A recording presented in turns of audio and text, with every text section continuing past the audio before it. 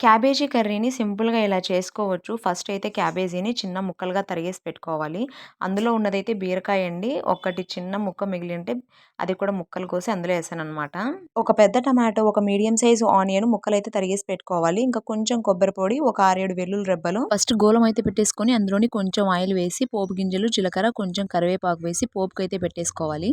పోపు వేగిన తర్వాత ముందుగా కట్ చేసి పెట్టుకున్న ఈ క్యాబేజీ ముక్కలను వేసి కొంచెం కల్లుప్పు వేసి అందులోని హాఫ్ టీ స్పూన్ పసుపు అయితే వేసి మొత్తం బాగా కలుపుకోవాలండి.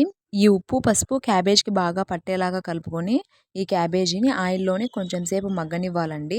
సో, మగ్గేంత వరకు మూకటైతే పెట్టేసుకోవాలి. ఈ క్యాబేజీ అనేది అడుగంటకుండా మధ్యలో ఒకసారి మూకటైతే తీసి మళ్ళీ బాగా కలుపుకొని మూకటైతే పెట్టేసుకోవాలి.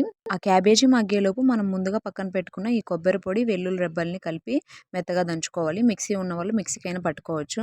సో, క్యాబేజ్ అయితే మగ్గిపోయింది చూడండి. ఇంకా మనం ముందుగా కట్ చేసి పెట్టుకున్న ఈ టమోటా ముక్కల్ని, ఆనియన్ ముక్కల్ని అందులోకి వేసి బాగా కలుపుకొని ఒక చిన్న గ్లాస్ వాటర్ అయితే పోసుకోవాలి. సో, ఇందులోకి పెద్దగా ఇంగ్రీడియెంట్స్ కూడా వేయనవసరం లేదండి. ఇలా సింపుల్‌గా ఈ కర్రీని చేసుకుంటే సరిపోతుంది.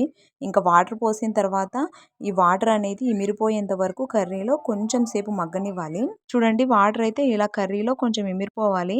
ఇంకా తర్వాత మనం ముందు దంచి పెట్టుకున్న కొబ్బరి పొడిని, ఒక స్పూన్ ధనియాల పొడి, ఒక స్పూను కారం పొడి అయితే వేసుకొని బాగా కలుపుకోవాలి. ఈ వేసిన మసాలాలన్నీ క్యాబేజ్‌కి బాగా పట్టేలాగా కలుపుకొని ఒక పెద్ద గ్లాస్‌తోని 1.5 గ్లాస్ నీళ్ళైతే వేసుకోవాలి. వాటర్ పోసిన తర్వాత కర్రీ అనేది బాగా కలిపేసుకొని ఇంక మూకడైతే పెట్టేసుకోవాలి.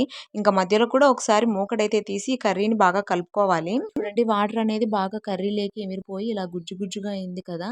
ఇంకా కర్రీ అయితే రెడీ అయిపోయిందండి. So, please subscribe to my channel friends.